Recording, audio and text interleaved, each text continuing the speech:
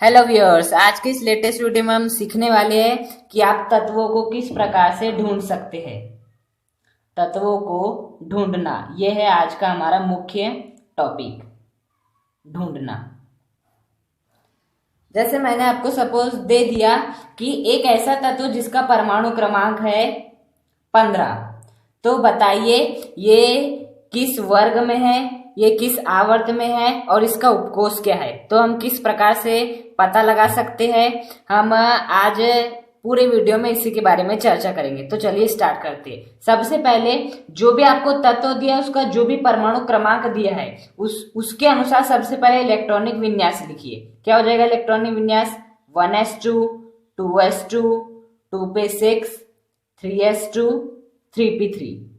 ये हो गया जो भी आपका तत्व दिया था उसके परमाणु क्रमांक के अनुसार उसका इलेक्ट्रॉनिक विन्यास। अब यदि आपको पता लगाना है कि यह तत्व कौन से आवर्त में उपस्थित है, तो उसके लिए आपको क्या करना है, जो भी आपने तत्व का इलेक्ट्रॉनिक विन्यास देखना है, लिखा है, उसमें देखिए n का सबसे बड़ा मान क्या है। n का सबसे अधिक मान ही उस तत्व का क्या हो जाएगा, आवर्त हो जाएगा। ओके, यहां देखिए n का सबसे अधिक मान क्या है, 3, अर्थात n बराबर 3, ये है n का सबसे अधिक मान इस इलेक्ट्रॉनिक विन्यास में। तो ये जो तत्व है जिसका परमाणु क्रमांक 15 है, इसका आवर्त कौन सा हो गया, तीसरा आवर्त। कौन सा आवर्त हो गया, तीसरा आवर्त हो गया। ओके, अब हम बात करते हैं कि ये बताइए कौन से उपकोष में उपस्थित है। तो उसके लिए आपको क्या करना है, उपकोष के लिए अंतिम इलेक्ट्रॉन जिस उपकोष में जाएगा वही उसका ब्लॉक हो जाएगा। जिस उपकोष में जाएगा, देखिए इस इलेक्ट्रॉनिक विन्यास में आपका अंतिम इलेक्ट्रॉन p उपकोष में जा रहा है, अर्थात ये जो आपका तत्व है जिसका परमाणु क्रमांक 15, इसका ब्लॉक कौन सा हो जाएगा, p ब्लॉक। ओके, अब हम बात कर लेते हैं वर्ग के लिए। वर्ग के लिए आपको क्या देखना है, वर्ग के लिए आपको सर्वप्रथम ये देखना है कि जो आपका जो अंतिम इलेक्ट्रॉन है जिस उपकोष में प्रवेश कर रहा है उसके बारे में पहले आपको जानकारी होना। तो आपका अंतिम इलेक्ट्रॉन कौन से उपकोष में प्रवेश कर रहा है, p उपकोष में प्रवेश कर रहा है। ओके, अब यदि अंतिम इलेक्ट्रॉन p उपकोष में प्रवेश करता है तो यदि आपको उस तत्व का वर्ग देखना है तो उसके लिए एक सूत्र होता है, वह सूत्र होता है 12 प्लस p उपकोष में इलेक्ट्रॉन, 12 प्लस p उपकोष में इलेक्ट्रॉन। ओके, 12 जैसा का वैसा लिख दीजिए। बताइए p उपकोष में कितने इलेक्ट्रॉन है, 3 है। अंतिम इलेक्ट्रॉन p उपकोष में कितने इलेक्ट्रॉन है, 3 है। तो जोड़ दीजिए 3, तो 12 प्लस 3 कितना हो जाएगा, 50। अतः वर्ग कौन सा हो गया, 15, अर्थात जो आपको जो तत्व दिया था जिसका परमाणु क्रमांक 15 है उसका आवर्त कौन सा हो गया, तीसरा आवर्त। उसका ब्लॉक कौन सा हो गया, p ब्लॉक, और उसका वर्ग कौन सा हो गया, 15 हो गया। ओके, अब हम बात कर लेते हैं यदि आपको परमाणु क्रमांक 24 दिया है। अब यदि आपको इसका इलेक्ट्रॉनिक विन्यास अब यदि आपको बताने की कौन से आवर्त में उपस्थित है, कौन से उपकोष में उपस्थित है, कौन से वर्ग में उपस्थित है, तो सर्वप्रथम परमाणु क्रमांक के अनुसार क्या लिखना है आपको, इलेक्ट्रॉनिक विन्यास 1s2, 2s2, 2p6, 3s2, 3p6, 4s2 और 3d4। ये लिख ले, जो भी आपको परमाणु क्रमांक दिया है उसके अनुसार आप क्या लिख लेंगे, उसका इलेक्ट्रॉनिक विन्यास लिख लेंगे। अब देखिए, अब आपको पता लगाना है इसका आवर्त कौन सा है। आवर्त के लिए हम क्या करते हैं, n का सबसे अधिक मान, देखिए इसमें n का सबसे अधिक मान क्या है, 4 है।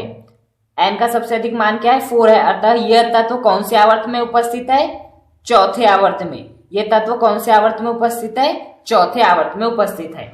अब हमें पता करना है उपकोष के बारे में। तो ये देखिए इसका अंतिम इलेक्ट्रॉन कौन से उपकोष में प्रवेश कर रहा है, इसका अंतिम इलेक्ट्रॉन d उपकोष में प्रवेश कर रहा है। तो जो इसका ब्लॉक हो जाएगा वो कौन सा ब्लॉक हो जाएगा, d ब्लॉक हो जाएगा, क्योंकि इसका अंतिम इलेक्ट्रॉन d उपकोष में प्रवेश कर रहा है। ओके, अब हमें पता लगाना है वर्ग के लिए। तो यहाँ भी एक प्रमुख सूत्र है। देखिए इस उदाहरण में क्या था, जो आपका अंतिम इलेक्ट्रॉन था पी उपकोष में प्रवेश कर रहा था, तो उस वर्ग निकालने का ये सूत्र होता है 12 प्लस पी उपकोष में उपस्थित इलेक्ट्रॉन। किंतु यदि अंतिम इलेक्ट्रॉन डी उपकोष में प्रवेश कर रहा है तो इसके लिए सूत्र होता है आपका 2 प्लस n माइनस 1 डी में उपस्थित इलेक्ट्रॉन अर्थात 2 प्लस n माइनस 1। बताइए इस स्थिति में n का क्या मान है, 4, हमने पहले निकाल लिए। तो 2 प्लस या n के स्थान पे 4 लिख देंगे, 4। अब माइनस 1 जैसा का वैसा, 4 माइनस 1 डी में उपस्थित इलेक्ट्रॉन। ओके, 2 जैसा का वैसा, 4 माइनस 1 3, तो 3D में उपस्थित इलेक्ट्रॉन। ओके, 2 जैसा का वैसा, 3D में कितने इलेक्ट्रॉन उपस्थित है, 4। कितने इलेक्ट्रॉन उपस्थित है, 4। तो कितना यहां लिख देंगे हम, 4। तो 2 प्लस 4 इज इक्वल टू कितना हो जाएगा, 6। अर्थात यह तत्व कौन से वर्ग में उपस्थित है, छठे वर्ग में उपस्थित है, डी ब्लॉक का तत्व है। और इसका आवर्त कौन सा है, आवर्त है इसका 4। ओके, अब यदि मैंने आपको दे दिया परमाणु क्रमांक 11, परमाणु क्रमांक क्या दे दिया आपको, 11 दे दिया। अब बताइए ये कौन से वर्ग का तत्व है, कौन से ब्लॉक का तत्व है, कौन से आवर्त का तत्व। उसके लिए सर्वप्रथम आपको इलेक्ट्रॉनिक विन्यास लिखना क्या हो जाएगा, 1s2 2s2 2p6 और 3s1। ओके, अब देखिए n का सबसे अधिक मान क्या है, 3 है। अतः कौन से आवर्त का तत्व है, तीसरे आवर्त का तत्व है। कौन से आवर्त का तत्व है, तीसरे आवर्त का तत्व है। अब देखिए अंतिम इलेक्ट्रॉन किस उपकोष में प्रवेश कर रहा है, एस उपकोष में अंतिम इलेक्ट्रॉन प्रवेश कर रहा है। तो जो इसका ब्लॉक हो गया वो कौन सा हो गया, एस ब्लॉक हो गया। अब हमें देखना है वर्ग। देखिए इस उदाहरण में आपका अंतिम इलेक्ट्रॉन पी उपकोष में प्रवेश कर रहा था, तो उसके लिए सूत्र क्या हो गया, 12 प्लस पी उपकोष में उपस्थित इलेक्ट्रॉन। इस एग्जाम्पल में आपका अंतिम इलेक्ट्रॉन डी उपकोष में प्रवेश कर रहा था, तो इसके लिए सूत्र क्या हो गया, वर्ग निकालने का 2 प्लस n माइनस 1 डी में उपस्थित इलेक्ट्रॉन। ओके, लेकिन इसमें क्या होता है, अंतिम इलेक्ट्रॉन एस उपकोष में प्रवेश कर रहा है, तो इसके लिए क्या होगा सूत्र आपका, इसके लिए आपका सूत्र होगा, इसके लिए जो आपका सूत्र होगा वो होगा, आपको ये देखना है कि जो अंतिम इलेक्ट्रॉन आपका प्रवेश कर रहा है वो कितना प्रवेश कर रहा है, या कितने इलेक्ट्रॉन प्रवेश कर रहे हैं, केवल एक। तो एक कौन से वर्ग का तत्व हो गया, वर्ग 1 का तत्व हो गया। अब मान लेते हैं इसका परमाणु क्रमांक 12 रहता। ओके, तो यहाँ 3s1 की जगह क्या आ जाता, 3s2 आ जाता। तो ये बताइए कौन से वर्ग का तत्व रहता, वर्ग 2 का। कौन से रहता, वर्ग 2 का, क्योंकि यदि एस उपकोष में इलेक्ट्रॉन प्रवेश करता है आपका अंतिम वाला, तो एस उपकोष में जितने इलेक्ट्रॉन होंगे वो उतने ही वर्ग में हो जाएगा। जैसे पहली स्थिति में 1 था तो ये वर्ग 1 का था, तो दूसरी स्थिति में 2 इलेक्ट्रॉन है इस उपकोष में, तो ये वर्ग 2 का तत्व। ओके, अब मैं आपको बोलता हूं, बताइए यदि किसी तत्व का परमाणु क्रमांक Z इज इक्वल टू 58 है। अब मुझे बताइए इसका परमाणु क्रमांक, इसका जो आवर्त कौन सा है, वर्ग कौन सा है और समूह कौन सा है। देखिए इसके लिए आपको इलेक्ट्रॉन विन्यास लिखने की कोई आवश्यकता नहीं है। आपको बस एक बात याद रखनी है कि यदि 58 से लेके 71, ओके, 58 से लेके 71 तक परमाणु क्रमांक दिया है, और यदि 90 से लेके 103 तक का यदि आपको परमाणु क्रमांक दिया हुआ है, तब आपको कुछ नहीं करना है, वो हमेशा कौन से आवर्त में उपस्थित होगा, वो हमेशा आवर्त में उपस्थित होगा छठे आवर्त में। यदि 58 से 71 तक परमाणु क्रमांक वाला तत्व दिया है तो वो सदैव छठे आवर्त में उपस्थित होगा। उसका जो वर्ग होगा वो सदैव कौन सा वर्ग होगा, वो सदैव तीसरा वर्ग होगा। और वो सदैव कौन सा ब्लॉक होगा, वो सदैव एफ ब्लॉक का तत्व होगा। अब यदि 90 परमाणु क्रमांक से लेके 103 परमाणु क्रमांक तक के तत्व दिए हैं, तो उसका सदैव 7वां आवर्त रहेगा। सदैव जो आवर्त रहेगा उसका 7वां रहेगा। उसका जो वर्ग रहेगा वो सदैव तीसरा रहेगा, और वो सदैव किस ब्लॉक का तत्व रहेगा, एफ ब्लॉक का तत्व रहेगा। अर्थात 58 से 71 तक के तत्व का परमाणु क्रमांक को दिया है और आपसे पूछता है वो आवर्त, तो आपको हमेशा याद रखना कि वह सदैव छठे आवर्त में उपस्थित होगा, तीसरे वर्ग में उपस्थित होगा और जो उसका ब्लॉक होगा वो कैसा होगा, एफ ब्लॉक होगा। और यदि 90 से लेके 103 तक के तत्व आपको दिए हुए हैं तो वह सदैव सातवें आवर्त में होगा, तीसरे वर्ग में होगा और एफ ब्लॉक में होगा। अब हम देख लेते हैं, मैंने आपको जितने भी यहाँ परमाणु क्रमांक 15, परमाणु क्रमांक 24, परमाणु क्रमांक 11 और 12 दिखाया हूं, उन सभी को हम आवर्त सारणी में एक बार देख लेते हैं कि हमने जो स्थिति प्रदर्शित की है वह सही किए है क्या नहीं।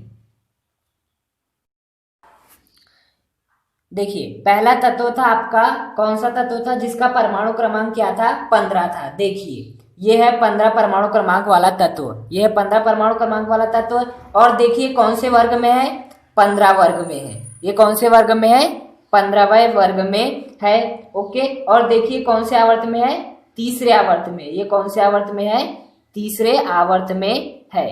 ओके, देखिए जरा ध्यान से, देखिए ये जो आपका जो तत्व है, जो आपका 15वां परमाणु क्रमांक जिस तत्व का है उसका प्रतीक चिन्ह क्या है, पी है। वो देखिए कौन से वर्ग में उपस्थित है, 15वें वर्ग में उपस्थित है और जो उसका आवर्त है वो कौन सा है, तीसरा आवर्त है। अब देखिए परमाणु क्रमांक 11 वाले तत्व को, देखिए इसका भी आवर्त कौन सा है, तीसरा है। इसका वर्ग कौन सा है, पहला है। और ये किस ब्लॉक में उपस्थित है, एस ब्लॉक में उपस्थित है। और ये देखिए ये भी जो तत्व है आपका पी, जिसका परमाणु, पी जिसका प्रतीक है 15, जिसका परमाणु क्रमांक है वो पी ब्लॉक में उपस्थित है।